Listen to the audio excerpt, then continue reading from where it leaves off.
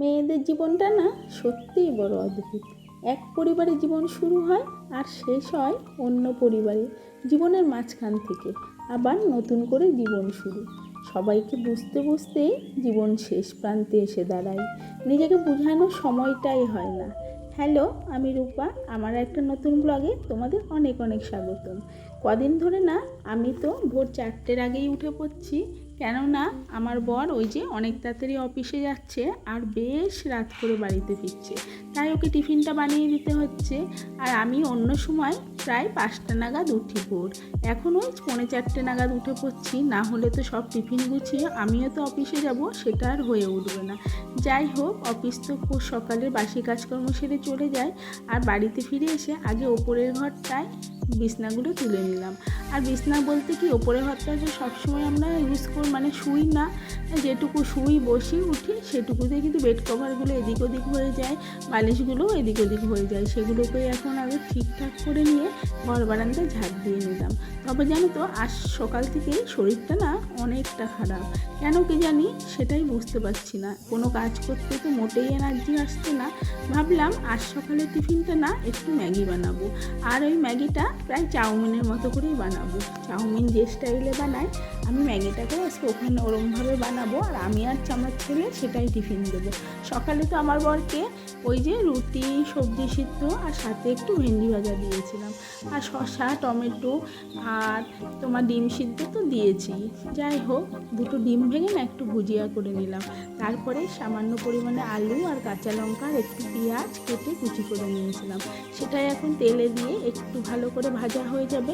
দিয়ে দিয়েছিলাম একটু কাঁচা লঙ্কা আর একটুখানি সামান্য লবণ আর হলুদ। ম্যাগিটাকে তো আমি গরম জল করে বেশ ছাড়িয়ে মানে ছেঁকে রেখেছিলাম।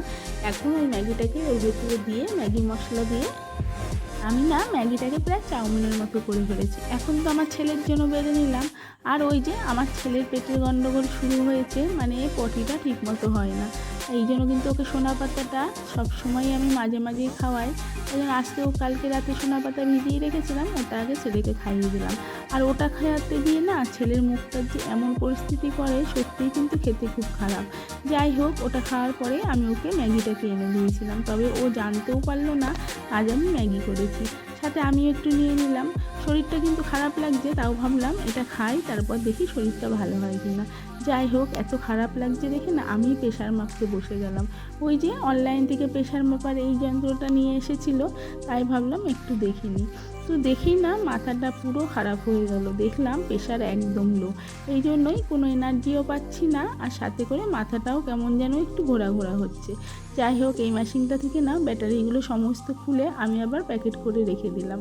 আজ আবার জানো তো বিকালবেলা একটু বেরোতে হবে, শ্যামনগরে যাব। ওখানে একটা আমাদের অফিস আছে, ওই অফিসে কিছু কাজ আছে, আর কিছু মালপত্রও ওখানটায় ফেলতে হবে। যাই হোক, ছেলেকে তো এক্সারসাইজ করাতে নিয়ে এসেছি, ও কিন্তু রেস্ট নিচ্ছে, আর এদিকে আমি কিছু জামা কাপড় ভিজিয়ে নিচ্ছি। আর জানো তো, এত পরিমাণে রোদ উঠেছে আর এত পরিমাণে গরম, শরীরটা খারাপ হবে না মানে তার কোনো মানেই নেই, মানে শরীরটা তো খারাপ হতে বাধ্য। যাই হোক, সকালবেলা থেকে তো মানে সেই রকম রেস্ট একদমই পাই না। সকালবেলা সেই ছুটতে ছুটতে অফিসে যাই, এসে আবার সংসারের কাজকর্ম, ছেলের এক্সারসাইজ, যাই হোক যাবতীয় সংসারের যত কাজ আছে তো সবই করি। আর এদিকে দেখো, ভাবলাম এত রোদ, এরপরে তো প্রচুর আরও রোদ হবে, আমি আগে জামা কাপড়গুলো কেচে নিই। যে এখন জামা কাপড়গুলো পুরো একদম কেচে ঠেচে যদি এত রোদ দেখে না আমি আর মানে ভালো লাগলো না, যে ভাবলাম না যে শরীরটা না ভালো হলেও জামা কাপড়গুলো কিন্তু কাচাটা খুবই দরকার। এই রোদে একবার কিন্তু 1 থেকে 2 ঘন্টা থাকলেই কিন্তু জামা কাপড়গুলো একদমই শুকিয়ে যাবে। যাই হোক, খুব তাড়াতাড়ি করছিলাম। তবে জানো তো, ছেলের যে জ্বর হয়েছিল তারপরের থেকে ওর মুখেও রুচি নেই, আর আমারও কেন কি জানে আজকে একদমই খেতে ইচ্ছে করছে না। আর সকালবেলা তো দুজন মিলে ম্যাগিটাকে খেয়েছি, তেমন একটা খিদেও নেই। তাই আমার ছেলে বললো, মা দুপুরবেলা একটু আলু সেদ্ধ আর ঘি দিয়ে ভাত খাবো, আর কিছু খাবো না।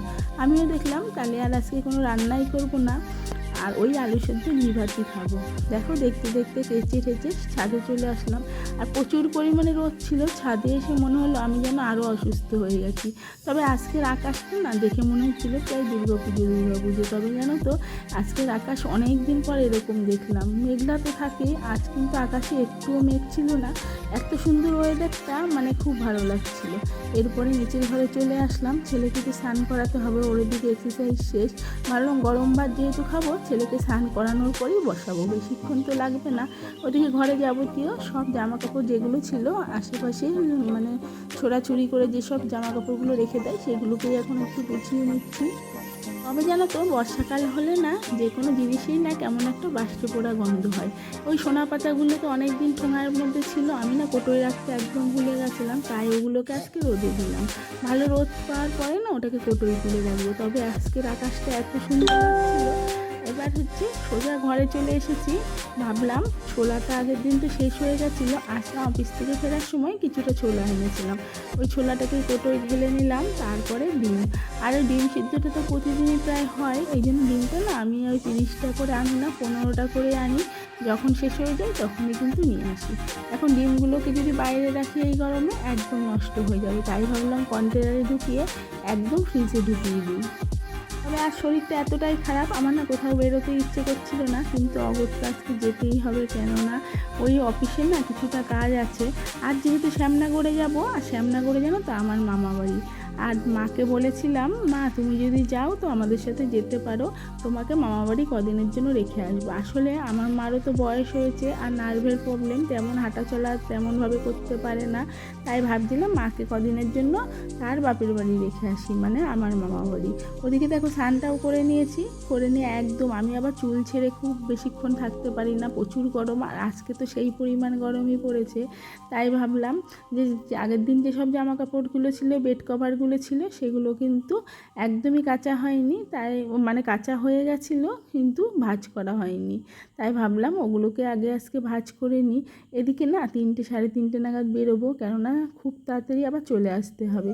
যাই হোক, আমাদের যে গাড়ি চালায় ড্রাইভার, সেই ড্রাইভার কিন্তু ছিল না, উনি দীঘায় গেছিলো। তো অন্য একটা ড্রাইভারকে আমরা পেয়েছি, তার আবার 7:30 পৌনে 8টা থেকে একটা ভাড়া আছে। সে বলেছিল যদি খুব তাড়াতাড়ি আসতে পারে তাহলে আমি নিয়ে যেতে পারবো। যাই হোক, ওনাকেই ঠিক করা হয়েছিল। এখন তো এই আলু সেদ্ধ ভাতই খাবো আমরা। এইদিকে কাপড় জামা সব ভাঁজ করাও হয়ে গেল, তারপরে কিন্তু ফিরবো। তবে মা কিন্তু এক কথাতেই রাজি হয়ে গেছিলো, যেহেতু তার বাপের বাড়ি যাবে। এখন তো মা সেই রকমভাবে টেনে উঠতে পারে না, তাই আমরা যখন গাড়ি নিয়ে যাবো ভাবছিলাম, তাই একবার বলে দেখেছিলাম সে যায় নাকি। তাতে দেখলাম রাজি হয়ে গেল। তাই ভাবলাম যে মাকে কদিনের জন্য রেখে তো আসবোই, আর আমরাও খুব তাড়াতাড়ি চলে আসবো। আজকে আমি মামাবাড়ি যাচ্ছি বলে বেশিক্ষণ কিন্তু বসবো না। তবে জানো তো আমার মামাবাড়ি যাওয়া প্রায় 8 বছর আগে গেছিলাম, তারপরে কিন্তু আর মানে যাওয়া হয়নি। ছোটোবেলায় কিন্তু বেশ কিছু যেতাম, মানে অনেকটা টাইমে যেতাম, মামাবাড়ি থাকতাম, কিন্তু বিয়ের পর থেকে সেইভাবে আর যাওয়া হয় না।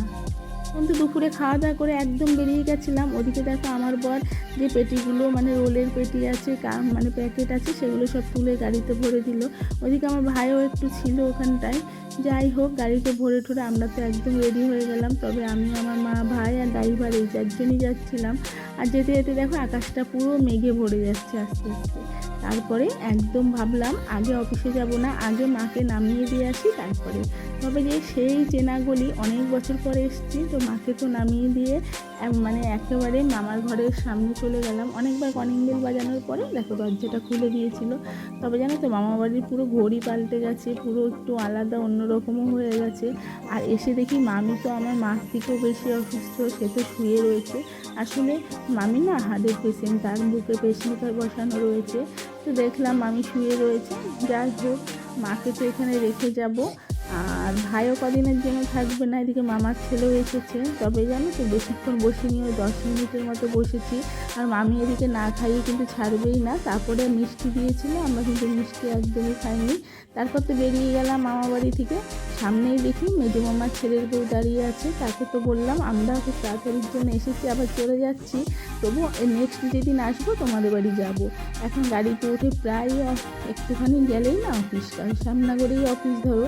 এখন এই মালপত্র সব নামিয়েও নিল, আর আমি যে কাজে এসেছিলাম সেই কাজটা কিন্তু আমার হয়েও গেল। আমি তো অফিসে ঢুকিয়ে কাজটা মিটিয়েও নিয়ে শৈশব উত্তরে চলে আসলাম।